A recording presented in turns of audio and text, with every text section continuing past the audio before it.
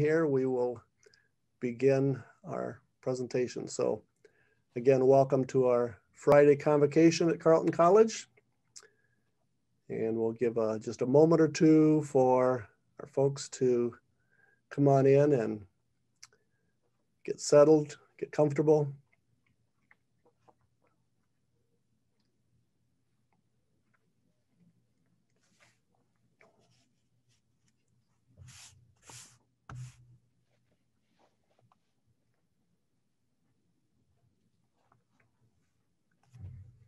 All right. So is there a difference actually between performance art and politics? Welcome to the Convocations program at Carleton College.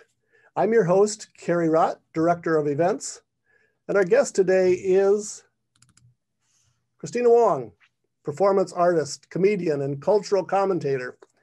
She was featured in the New York Times Off Color series, highlighting artists of color who use humor to make smart social statements about the sometimes subtle, sometimes obvious ways that race plays out in America today. She's been praised by the LA Times for her stereotype skewering humor. She has toured internationally. She's been the recipient of numerous grants and artist residencies. She's appeared in film and television, and her written commentaries have appeared in multiple publications. Her show, The Wong Street Journal, navigated privilege and economic disparity, while Wong Flew Over the Cuckoo's Nest looked at the high rates of depression and suicide among Asian American women. She's also created viral web series like How Not to Pick Up Asian Chicks. Brutal but hilarious, Kristina Wong is a woman who takes life's absurdities very seriously. The title of her presentation is Reality Television, Political Theater, and Social Change. Welcome, Kristina Wong. Thank you so much for having me. Hello, Carleton College. I can't see your faces, but I can see your numbers. I wish I could be there on campus with you, getting my droplets everywhere, but for now, I am safely here in Los Angeles and you're safely in front of your computer. So I thank you so much for enduring the other Zoom event. I hope this is good for you. I'm Kristina Wong, not to be confused with the Kristina Wong who writes for Breitbart, who was photographed a couple of weeks ago at the Capitol riot holding the noose. If you came to see her, I'm sorry, but I hope to be just as exciting and less problematic. I'm going to head and share my screen with you. I would love for you to just chime in the chat and let me know if you watch reality television or not. Do you watch reality TV? There is a live chat, right? Okay, you can put it in the Q&A, right? I'm not seeing a chat. No, yes. Hannah says yes. Kristen says no. 50-50, and then there's about, yes. Miko, sorry, Lydia, yes, no. Some of you don't think you're watching reality TV, but you are watching reality TV. Can we talk about what it is that we might love about reality television? I know for me, it's kind of easy to watch in the background. Like if I go to the bathroom, make dinner, come back, it's like what I missed. Oh, they were fighting and screaming, and crying. Only Great British Bake Off. We all do. No, no, no. Yes, yes, yes. Okay, well, awesome. Well, I am here to talk, and you feel free to chime in during this whole talk. I want you to feel like you can share your thoughts with each other. You're just staring and watching. It's reality TV in that way. This is my today, which I'm so honored to share with you. It's reality TV, political theater, and social change, or what happened to my TV pilot. So I'm Kristina Wong. I did have a TV pilot. We'll go into reality TV pilot, and I'll go into what the hell happened to it, and explain a lot of the sort of the dynamics of what has happened to humor in the last few years. And a lot of it has to do with political theater and social change. So this is a quote I like to reference a lot. I currently am touring a show called Kristina Wong for Public Office. That's the set that you see behind me. And a lot of what it's about how I actually ran for office and won. But it comes down to this quote. We used to laugh at comedians and listen to politicians. Now we laugh at politicians and listen to comedians. So if you were around the last 4 years and not in a coma, you might understand what that gets at, is that there is this dynamic in comedy, the straight man versus the laugh getter. And here are some popular old sitcoms that explore that dynamic. I Love Lucy. Lucille Ball is just sort of this wacky housewife, and her husband, Desi Arnaz, is sort of the straight man who her wackiness bounces off, right? Perfect Strangers. I don't know if anyone knows the sitcom. I grew up with it in the 90s, where Balki Bartakamus is the awkward immigrant from the fictional country of Meepos, and he moves in with his uptight cousin Larry in Chicago, and hilarity ensues. Mork and Mindy. Mork is in Mindy's and Earth Lane. And basically the man helps the laugh getter help absurdity stand out. Now we live in times where the politicians who used to be the straight mans in the suit are the weird laugh getters, and we're the ones that are actually kind of the normal ones. So here are some questions I'm going to be exploring today. There's a lot of text on these screens. I'm going to read it out loud and hopefully in elevate and theatrical voice that you can follow along with. What is reality TV? Performance art? What is entertainment? What should not be entertainment? Is engaging the same thing as being entertaining? Should politics be entertainment? How have artists used reality TV for social change? Is reality TV bad performance art? Or is performance art just, oh, I have a typo there. It's just reality TV that may or may not have been filmed. Considering how the world has flipped, is normal still hackable? What are the strategies we can use from art and reality to deal with this time? So a lot of questions. We're going to get through this in this hour. Here's some background on me. This is me, Kristina Wong. I'm Chinese American. I am a third generation Chinese American from San Francisco, which means my grandparents were the first to immigrate here. I am a performance artist now. One of my first early projects out of college, I'm 42 years old now, and I went to UCLA.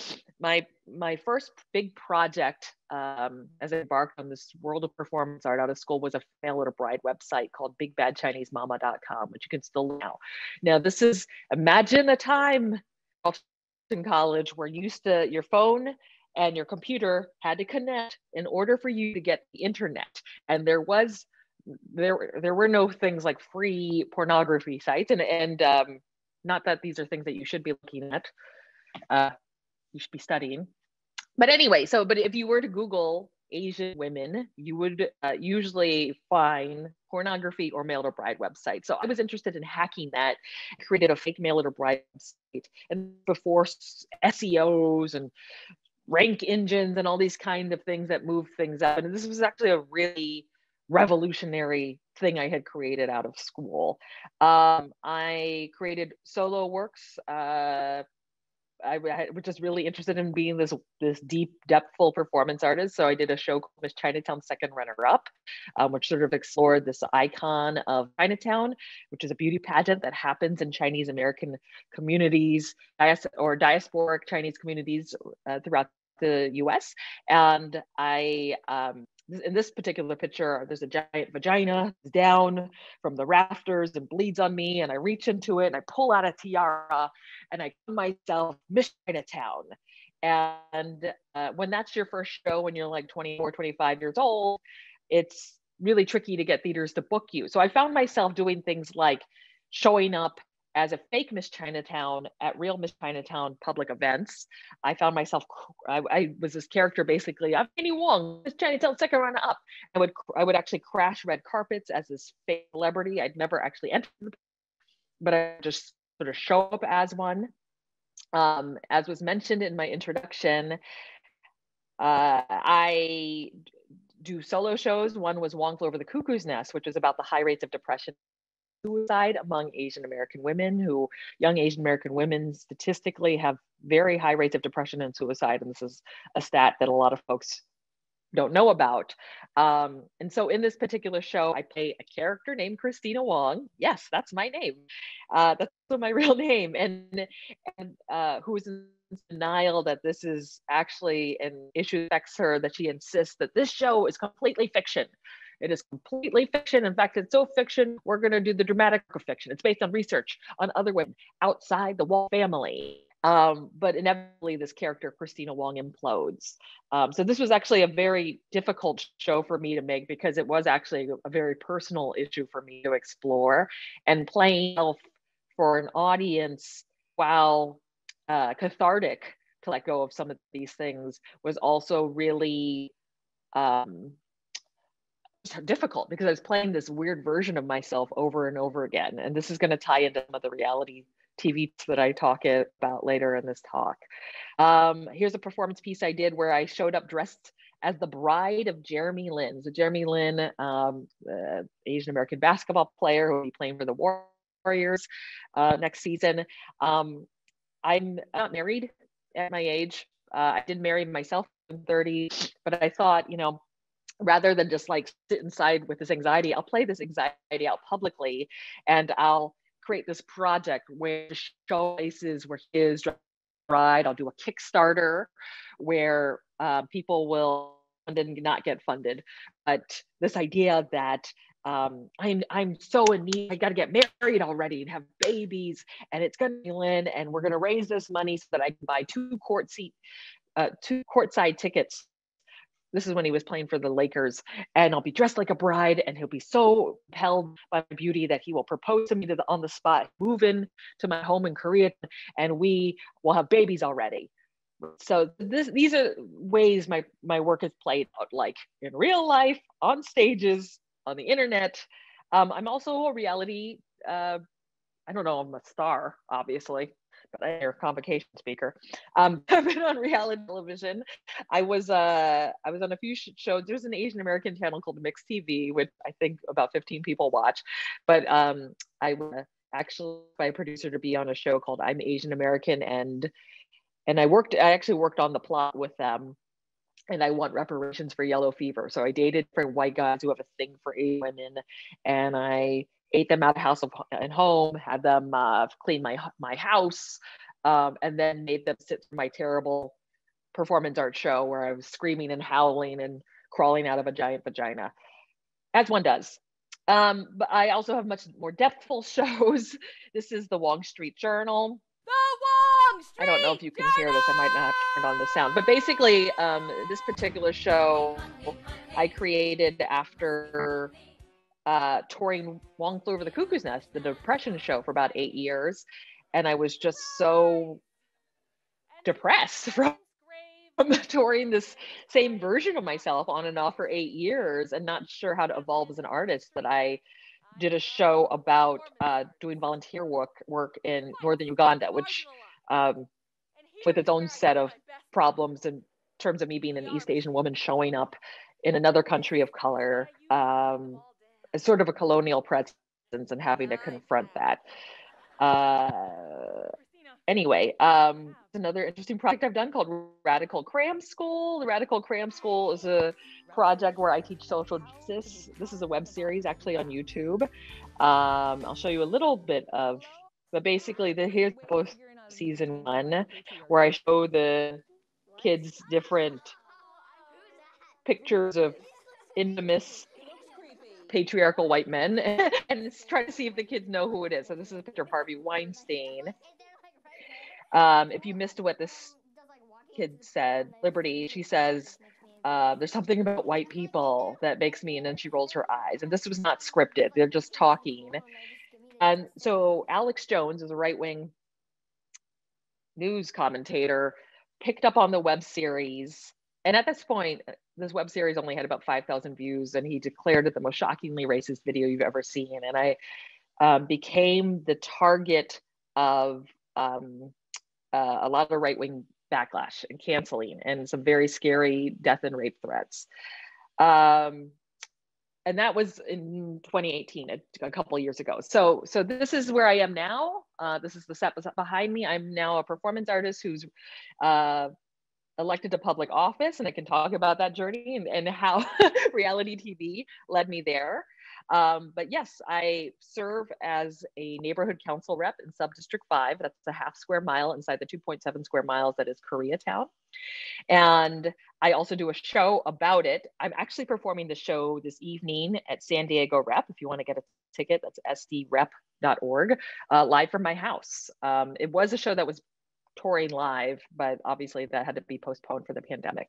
So I consider myself a performance artist. And a lot of folks ask, well, what the hell is performance art? Especially when I meet people in the before times, when I meet people in public, they go, what is that? Are you singing, dancing? I love this joke. How many performance artists does it take to change a light bulb? The answer is, I don't know. I left. So performance art has a kind of mixed reputation. Alex Jones is sometimes categorized as a performance art, and yet it's unclear, is it real, is it not?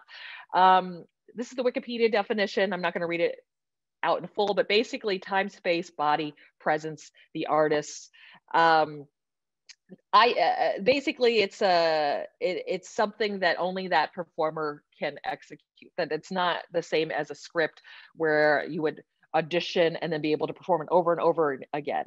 So basically, here's my definition. It's not quite theater. It's a theatrical thing that an artist creates that purposely disrupts patterns and cultures, and it blurs performance in real space. The kind of experience that people see and say, is this on purpose? Is this a show? I found myself asking that question a lot in the last 4 years. So here are some examples of more notorious performance art pieces. This is before I was born. Chris Burden is a performance artist who was protesting the war. So he had his friend shoot him in the arm in a gallery, and which is dangerous, right? He's obviously bleeding, he's injured. But this is performance art to me because this is a piece that has this very real effect on his body, his life. It's very blurry. It's not the kind of piece like, oh, Chris, I'm sorry, I missed your shoot show. Are you doing it again? It's like, no, you can't do this again. It's too dangerous. Marina Abramovic, considered the godmother of performance art. This is a piece she did called Rhythm Zero. Also, this was done before I was born. She had, I think, over 50 objects on a table. And basically the audience was instructed, you can do whatever you want with these objects and her body for the next 6 hours. And she takes full responsibility for what you want to do. So it starts out innocently, right? That folks are like tickling her with a feather or feeding her an apple. But by the end, people were cutting her clothes, cutting her skin. There was even, one of the objects was a gun with a single bullet. And she describes how at the end of this piece, she'd been just so hurt by the audience that she lunges forward towards them, not to attack them, but they actually move back in fear. And it was almost like she described it as in fear of what they had created, right? So as I studied these pieces when I was in college and in my 20s, I was just sort of like, why would someone do that for themselves? Like, that's such privilege to be able to like shoot yourself in the arm or let other people torture you, because that kind of happens every day. But it does shift context when it's done intentionally in a gallery. But my question as someone coming to this, 20, 40 years later was, what purpose does it serve when we witness this violence all the time? Does it need to be restaged in a gallery? This is Andres Serrano's Piss Christ. It's not necessarily performance art, but he's a visual artist who did this very controversial piece in the 80s during the culture wars when the NEA decided, well, we can't fund individual artists anymore, where he actually submerged a crucifix in his own urine and took a photo of it. And this, of course, angered a lot of Catholics and Christian folks, but for some art critics, it's also considered like very beautiful. And for him, he didn't pee on it to disrespect it, but he describes that it's his way of attaching himself to the work, to have that kind of personal connection. So now let's talk about reality television as we think about that performance art in mind. Now, I don't have a PhD in reality TV. I do have an obsessive knowledge of the following shows: A Shot at Love with Tila, Tequila. Now I realize most of the folks here watching today, you are like 18 to 22. Maybe you were like too young and saw this go by, but I was obsessed with this show. It was the first bisexual dating show that featured a queer, and use quotes heavily, Vietnamese American import model. She was the queen of MySpace, because that was enough to make her a celebrity. If you remember MySpace, which was, there was Friendster, MySpace, and now there's Facebook. Now you all kids are on other stuff like TikTok and other stuff. But anyway, the idea was it's a dating show, monogamy via polygamy, where she's bisexual. And this is, of course, not how bisexuality plays out, but it does for her, where all these alpha males and all these femme lesbians move into a house, and she dates each of them and picks one to be with at the end. There was this amazing and horrifying thing that I couldn't look away from, which was the Flavor of Love dynasty. So Flavor Flav, he's, I think, in his late 50s at this point.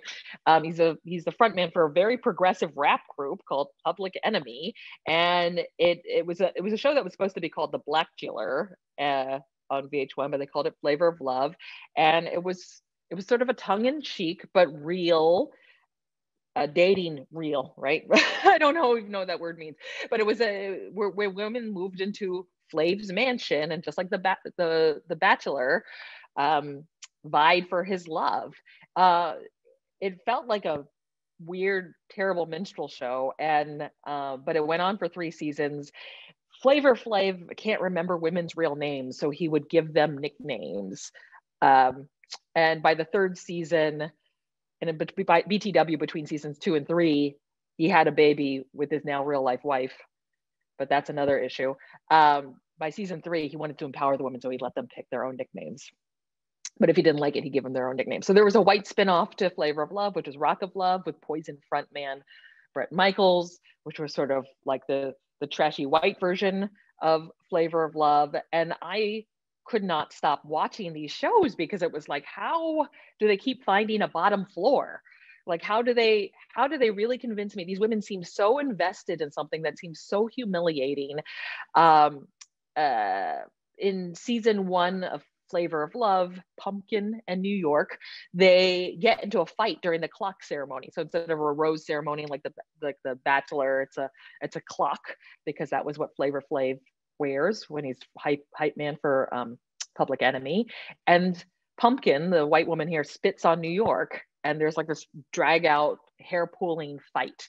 By season 2 of Flavor of Love, and I was like, how could it get trashier than this? Something, who's the woman picture there, she actually accidentally poops on the floor during the elimination ceremony. Double entendre. Tila Tequila Shot at Love only went 2 seasons, and I was like, how would this get worse? And it does. They find a set of bisexual twins named the Icky twins, Ricky and Vicky, who have both approved my Facebook friend request, BTW, and basically alpha guys and femme lesbians move into this house to date the both of them, and it feels like a weird porn scenario, but it is reality TV.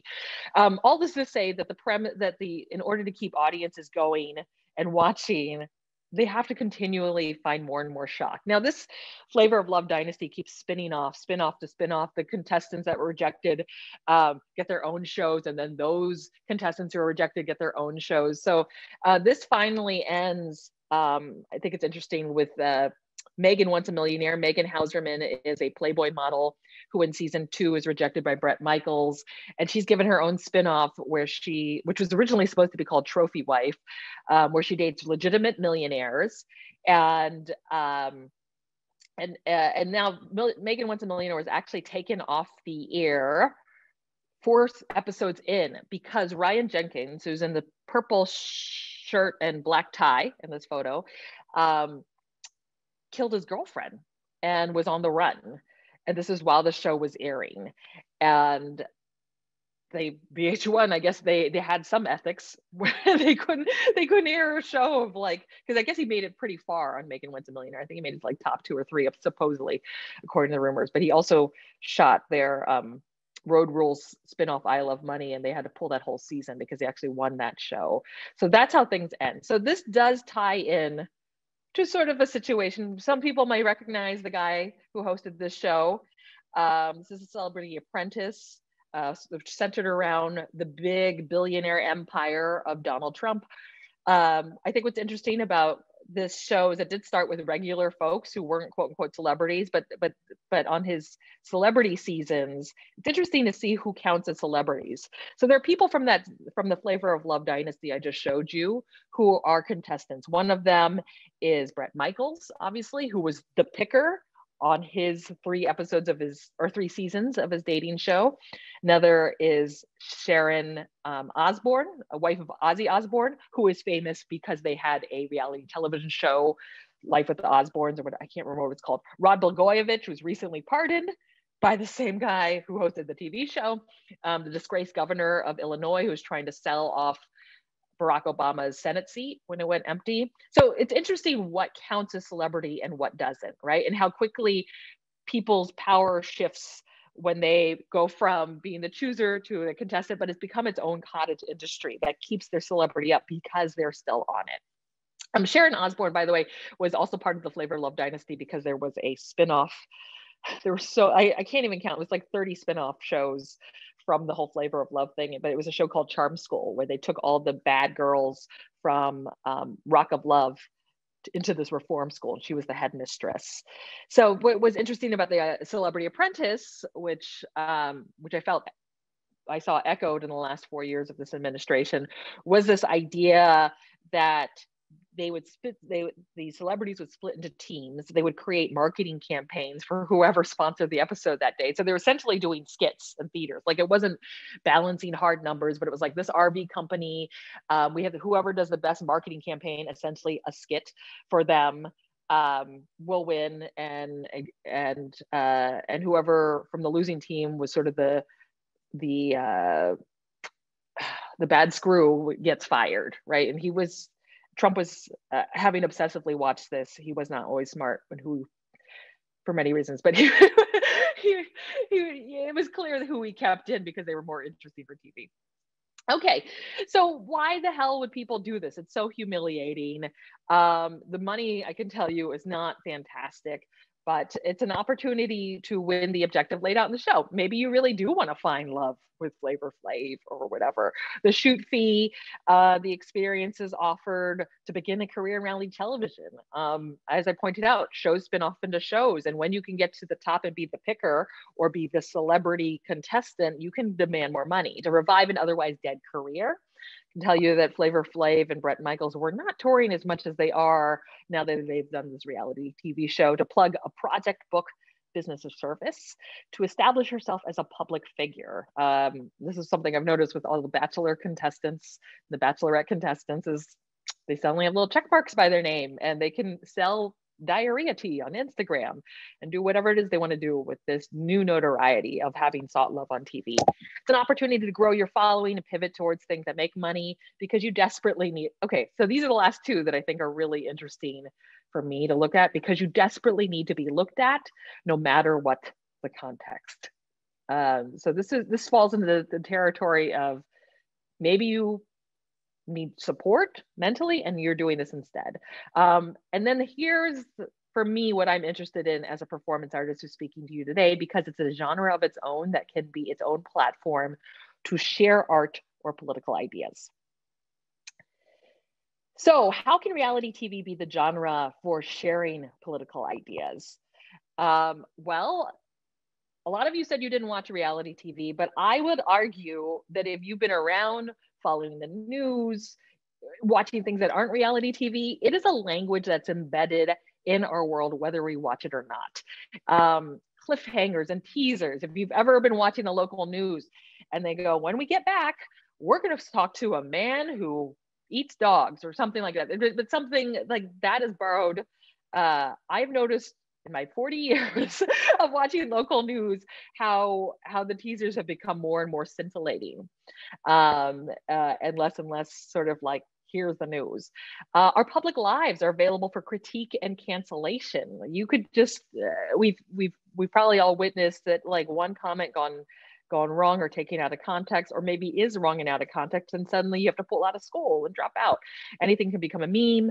We're conditioned to react to mediated presentations with quick take reactions. So thanks to Facebook or whatever, we have like a set of 7 emotions and 7 emotions only, and are allowed to give it. We can actually weigh our value in metrics, numbers, and views. So, you know, if you have a public profile somewhere and you have a following, you suddenly have value. You suddenly become a public figure, whether you are on an actual show or not. So here are some examples of reality TV aesthetics used for social change. These are some of my favorite artists. They're called the Yes Men. I really hope you look them up. They have a couple of documentaries out about their work and what they would do, similar to Big Bad Chinese Mama. Or maybe I was hacking them, I don't know, but they would create corporate looking websites that looked like actual corporations. News channels, and I've experienced this, they are often very quickly looking for a speaker or someone to give a comment. So they had a Dow Chemical website that looked identical to the real Dow Chemical website. And the Yes Men were solicited for an interview. Jude Finisterra, if that's not the fakest giveaway name, was like, okay, I'll give an interview. And he says on the air, right here, right? He's a Dow Chemical spokesman. He goes, we at Dow are very sorry about the Bhopal massacre, and we vow to compensate all the victims for what has happened, because the real Dow Chemical was not willing to do that. This made Dow Chemical stock drop overnight. It made the news. The stock price went right back up. But these are significant ways, right? You can hack reality. They put out. I think they also did this recently. They have a fake version of the New York Times with all the headlines you'd like to see, and they actually were distributing it out in the street. So these to me are like these moments of like, is this real? Is it not? Sacha Baron Cohen, who I've been following in his work, whether it's Ali G or these characters for the last 20 years, where he performs these naive persona hosts that interview real life figures who have no idea they are talking to an actor in this character. And a lot of what he does is not necessarily activism, but I think for a lot of audiences who live in bubbles, he is able to point to a lot of the absurdness. He interviews like Dick Cheney and has him post like fake waterboard, this former Vice President Dick Cheney, like fake waterboard him and take a photo, and just sort of like puts them on blast, but they don't even realize it. Michael Moore, I really recommend if you're interested in looking at performance art meets social change. He's considered a documentary filmmaker. I would think that he's a performance artist. I actually interviewed to get a job with him, but then his show he was supposed to have a redo of his show, which was called The Awful Truth. His other show is called TV Nation. These are shows that are about 20 years old. If you look over here to your right, what was happening was African-American men were being shot by police who thought that they were holding guns. Unfortunately, this is something that still happens, right? So he held this thing called the African-American Wallet Exchange in the middle of Harlem, where you could exchange your dangerous brown or black wallet with a Dayglow orange wallet that would save your life. And that segment actually goes on to sort of explore like how invisible Black people are made to feel in order to protect themselves. So Nathan, for you, now this is not necessarily, again, an activist show, but the premise is I guess when they find people to do this show, they think that they're on a business reality show. A show where they're going to improve their small business with Nathan's very absurdist tactics. So here's a photo. He found out that one of his favorite winterwear companies was actually, their CEO was a Holocaust denier. So he decided to create his own. So a lot of Nathan for You is fun to watch because he takes a very absurdist and kind of hard to replicate tactics to make a business better, but it's just like fun to watch the rabbit hole unfold. So he decides to make his own line of winterwear that makes explicitly clear the realities of the Holocaust. And so obviously most REIs or winter wear companies can't have these kind of ridiculous, like, let's hang a swastika and make you pretend that you're walking into a gas chamber when you're trying to buy a winter jacket thing. But it did make a point of the real horrors of the Holocaust. What counts as reality TV? So this is a genre that for some people, they think, oh, maybe it's 20 years old, maybe it's 30 years old. For me, like the Jerry Springer show, it was a talk show. It was sort of like the oral history version of reality TV, where guests would be brought on a stage to meet the other woman, and they would fight it out and scream. Now, I would say that a lot of TV shows that are reality TV have shifted into what I call Jerry Springer long form, where it's like, we're not just hearing stories about, well, when you come by to sleep with my man, like we actually see them sleep with my man. You know, we follow them into a longer form in their actual houses. Here's what I think is, to me, an amazing old school example. 1950, the movie Sunset Boulevard. This is a Billy Wilder movie.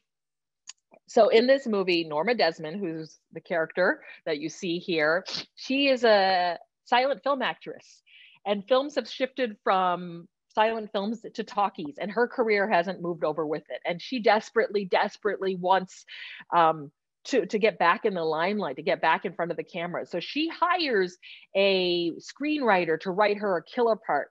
Now the screenwriter, something happens and he isn't able to write her the killer part. So she shoots the screenwriter, and all the news cameras show up at her house, and she thinks that she's on camera again on set filming. And she says, "Mr. DeMille, I'm ready for my close-up." So this, to me, right, is this movie from 1950 is sort of a sign of what has happened now with reality TV, that we recognize that to be on camera is not necessarily like with a whole crew and a script, that we are all performing in ways that we are documenting ourselves, that if we can't book a part, that we can at least perform or be public figures via social media, right? At any moment, for whatever reason, we can be a meme or canceled. We're just sitting around and do this. We know this. So I talked about Tila Tequila, and after her show was canceled for after 2 seasons, it was like Tila Tequila was Norma Desmond. She was like, I'm going to get that next show. She never says this out loud, but she would perform these crazy stunts on her social media. And she would, to the point that she was actually live broadcasting what looked like a suicide attempt. She was actually slicing her wrists, and it was frightening, and it was really hard to look away. She became engaged to the heiress of the Johnson & Johnson empire, Casey Johnson, who herself was not well. And Casey Johnson is diabetic and didn't take her medicine, and actually passed away in the middle of their very short stunt engagement. But this only propelled Tila Tequila to perform to the paparazzi cameras that showed up at her house. So these to me are different versions of reality TV, right? That it's not necessarily the Real Housewives or whatever, but any moment that we can like capitalize. And I say we is not that we that can capitalize on the cameras on us. What else counts as reality television? A lot of you were not born in 1992. I was alive then. There was a man named Rodney King. Rodney King was pulled over by the police in Los Angeles. There's a man named George Holliday who was testing out his new video camera on his balcony. And he sees that this man has been pulled over, and he's just testing out his camera. And he captures on camera Rodney King being hit by batons about 53 times by police. This inadvertently makes Rodney King, I believe, an unintentional reality TV star. And this leads, so the policemen are all acquitted, even though like everyone has seen this tape of them beating this man who's already down.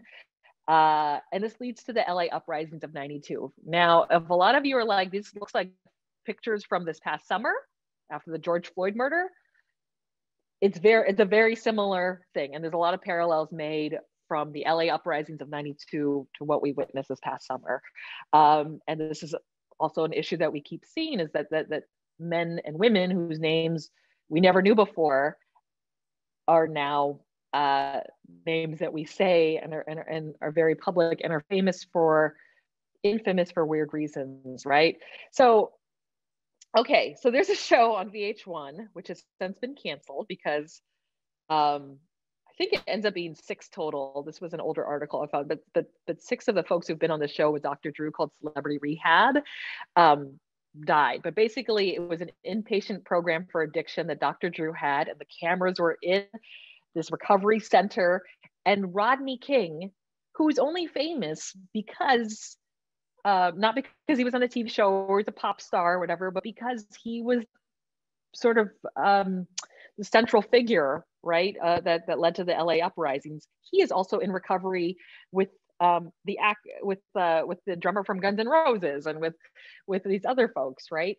To me, this is so crazy, right? that he describes in interviews how he chose to do this show because his narrative was forever locked in time as the guy beaten on the street who says to a bunch of cameras, "Can we all get along? Can we all get along?"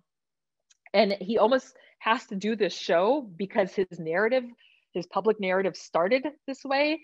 And this was a way for him to complete that public narrative, right? It is to go on television and to literally go into rehab where he replays his that beating and the past 25 years of trauma and being the man who got up from the floor. And he actually describes that night in detail.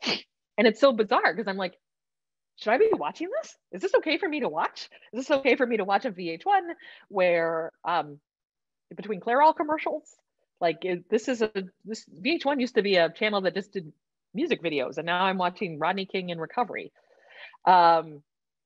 But this is where we are at, right? As a country, as a culture, is that there is this seamless flow between reality TV and American politics and entertainment.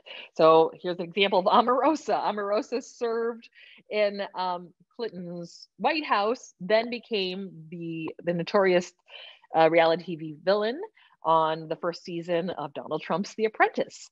Donald Trump brings her into his, I don't know if it was the cabinet, but I don't know. I'm not clear what she did in the White House, but she was worked for one brief year, as most of them did, in the White House. Then when she leaves the White House, I think she was fired, goes on Celebrity Big Brother, where she describes what her time in the White House was like, right? So we're seeing entertainers who are also politicians, right? People who work in politics who just go on Dancing with the Stars. This is like a strange, crazy fun fact if everyone wants to go down this hole on YouTube. But Donald Trump actually produced a dating reality show for Omarosa on a small network called One. I can only find trailers for it online. And it is so staged. It looks like it was shot with iPhones. And basically Omarosa walks in Donald Trump's office and Donald Trump is like, "Omarosa, what can I do for you? I found these men and I want you to find love." And it looks like it's shot in a multi-purpose room in his hotel. And anyway, it's just like this bizarre dating show. And there's more stuff that I had dug up. Basically, the National Enquirer. So Omarosa's brother, Jack Manigault, was, I think, shot and killed. And the National Enquirer sent an undercover reporter to the funeral to speak to grieving family members. And Omarosa was horrified when she found this out. She threatened to sue. The head of National Enquirer was freaked out about getting sued. So had Donald Trump put a call to Omarosa to see if we get you this job working for a tabloid publication, will you not sue them? And she agreed to that. So it's just it's a lot, right? My thing isn't moving. Okay, then it's Sean Spicer on Dancing with the Stars. Other dynamics of reality TV that sort of infiltrate how we get the news now. On the left here is sort of like the scene from The Bachelor, right? A bunch of women, one by one, come out of the limo and meet the Bachelor. And if they're lucky, get about 15 minutes to make a first impression and then get a final rose. And then they move on, move on, move on. On the right, here's an image from the Democratic debates, the presidential debates, when there were like over 20 people who were running. It feels like a million years ago. And a producer from The Bachelor actually described on NPR how it feels very similar to what it is like to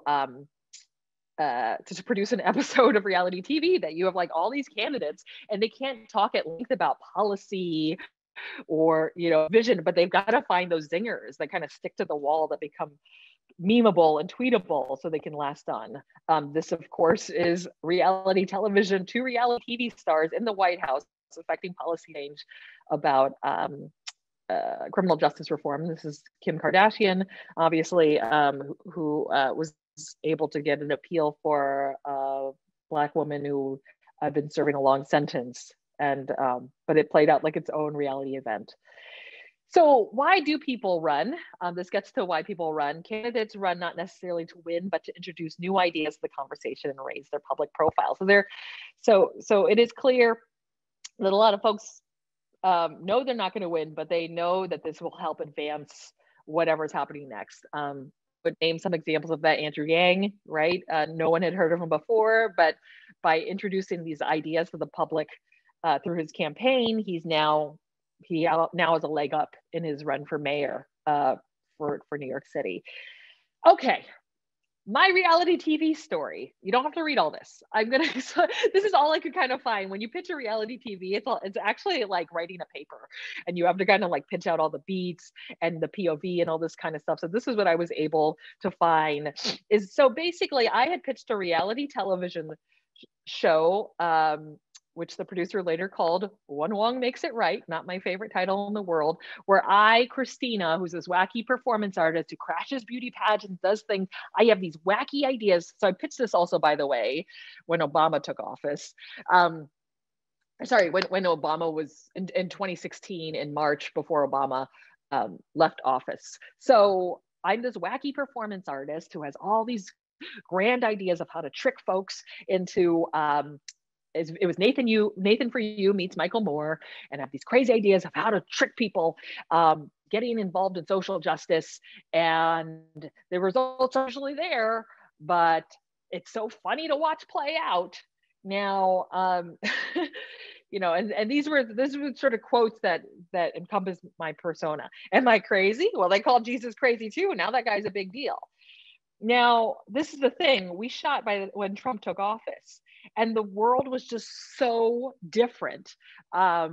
Me as a faulty activist, it just didn't make sense anymore, and it actually felt like a liability to the things I cared about.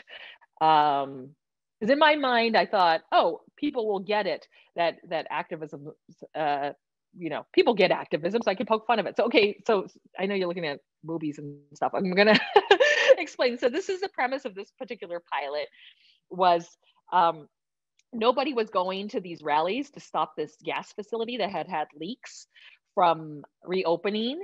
And I was like, if I get these Instagram models who have big followings for no other reason than having big butts to advertise a meet and greet at City Hall, all these perverts will show up to meet these Instagram models, and we'll put signs on them, and we'll have this instant rally full of perverts, and it'll be really successful, and we'll stop the gas plant from reopening. And a guy showed up with his kid. Now, I will say this pilot did not get picked up by True TV, and a lot of it I feel like has to do with the fact that, one, it was just sort of difficult I was working with Lionsgate and True TV, and one was just like the politics of being a woman of color doing this, but also just like nothing made sense anymore, and me being absurd and wacky it just felt like I was a liability to women and to Asians and to all these kind of things, to play out this persona. Which sort of brings me to quotes like Sacha Baron Cohen, who just had a Borat movie where notoriously Rudy Giuliani was caught on camera, like sticking his hand down his pants with an actress. So this is another merge of politics and reality TV aesthetics. And he describes sort of the difference between what happened between his first Borat movie 10 years before that and now. And he says that at the time people were shocked that there was this undercurrent of hate and racism, but now it's overt. Now you hear those words being projected by the president of the most powerful country of the world. And so in this sense, the self-satirizing characters, even when I watched the recent Borat movie, I was like, I don't know if I feel like I'm laughing at these people as much as like, ha ha ha, racist, ha ha ha, as much as I'm like, oof, oof, because it's become clearer that what was my thought on this? It's so hard when I can't see your faces. It's become clearer that it's harder to create this humor, right? When we aren't sure where the line is, which brings me to this question: how do artists use humor to subvert social change if the artists are now the straight man and the politicians are now the entertainers? And here are my answers to that. As an artist, this is what I found we do. We reclaim earnestness, we change the stage, and we sit inside the emotional core of it. So yeah, so as humorists, maybe we don't run towards the joke and waka waka waka, right? It's the weird thing that we haven't had in a while is reclaiming sincerity and earnestness. I know when I watched the inauguration on Wednesday, I thought, wow, do we get to have satire back? Can we have that back? And my friend was like, no, I think we should first reclaim sincerity. And this is possible to do as a comedian. Change the stage. So what do I mean is that? So we literally can't go into theaters right now. We literally can't go into galleries and make work. We can't even go to the classroom. I'm in my home in Koreatown. So the stage has changed. So for me, my stage is literally my house and sharing this sort of vulnerable side of my home with you. Like I've had to put my set up and then my kitchen is right there.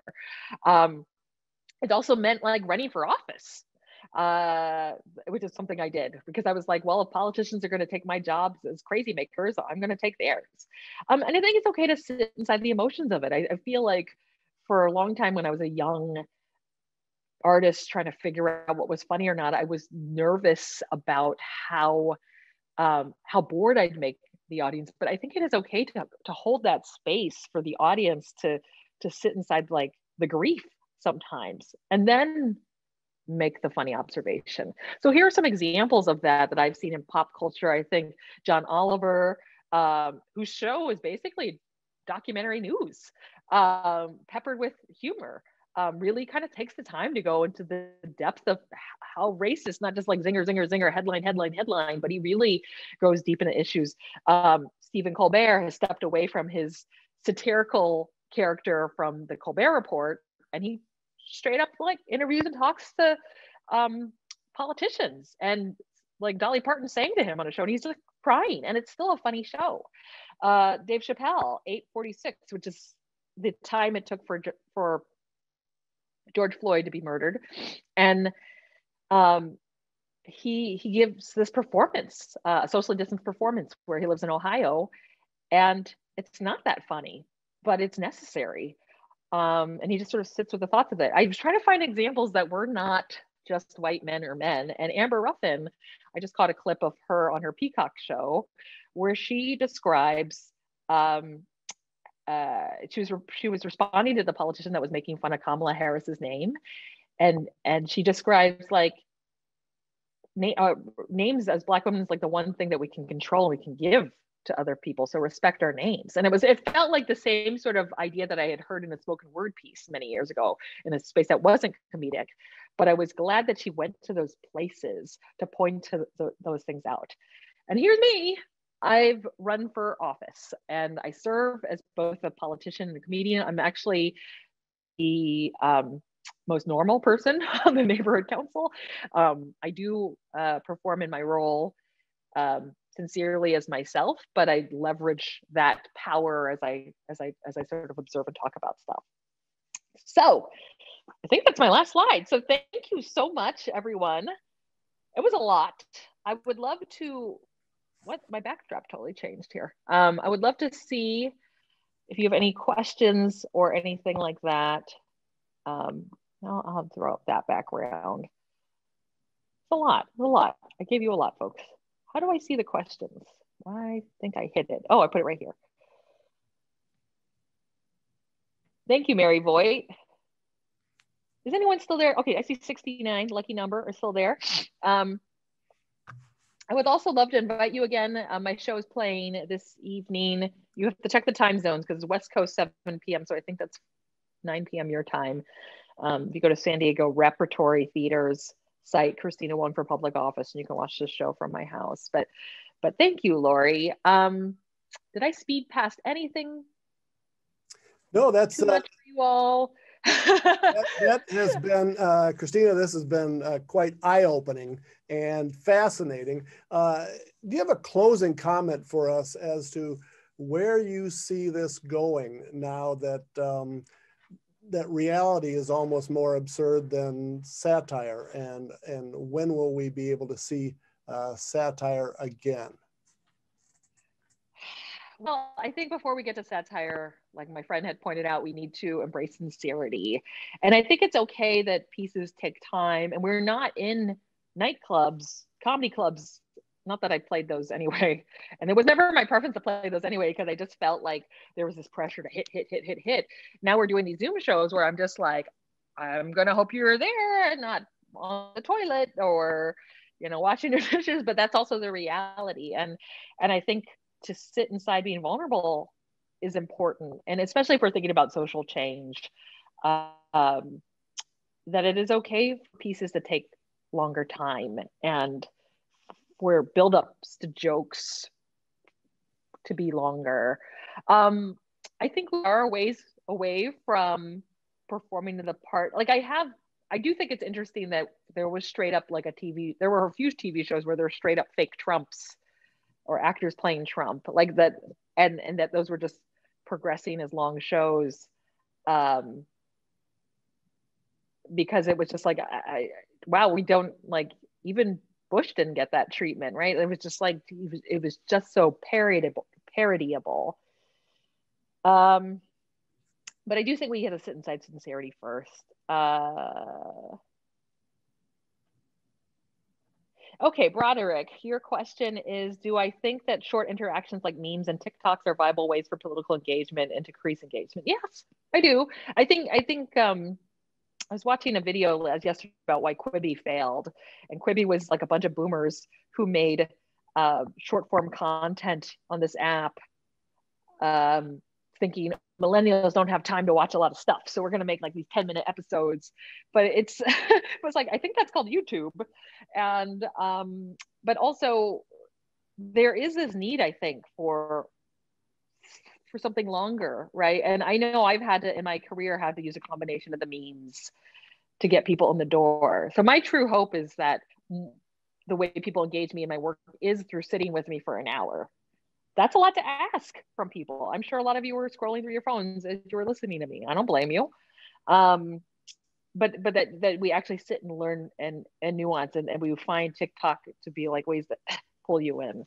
I think the Bernie meme is really interesting. The mittens meme going around is interesting, and I'm hoping that this is a way not just to like, oh, look, a funny old man wearing mittens in different locations, but that that we can dovetail that to think about what are his policies, what are the things he's interested in, what does he stand for, and kind of bringing him this thing where it brings him up as an icon that makes it more interesting. When I got trolled by Alex Jones, that was scary because it grew the following I didn't want to have.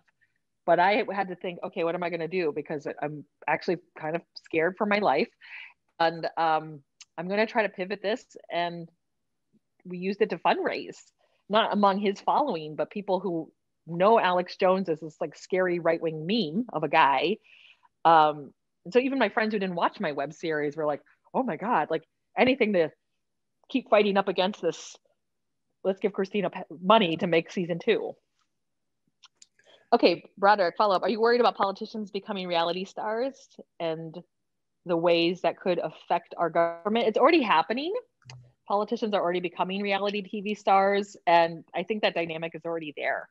And it's already affected our government, right? That we're seeing this sort of seamless transition of like Sarah Sanders goes from White House PR person to like now a Fox commentator, right? Like it's sort of, it's like the same politics of Hollywood of like, well, I'm gonna do a thing of The Bachelorette to boost my acting career. It's like people were doing stints in the White House so they could get other gigs.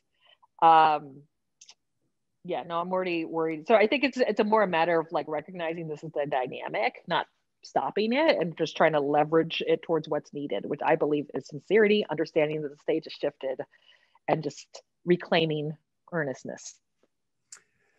Well, we've come to the end of our time, and I thank you and the Tiger King for joining us here today. Who was not pardoned and is a reality star. That's right.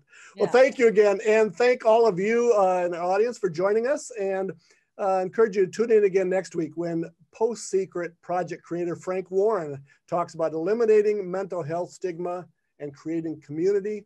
Until then, please be well and be kind. Thank you all. Thank you.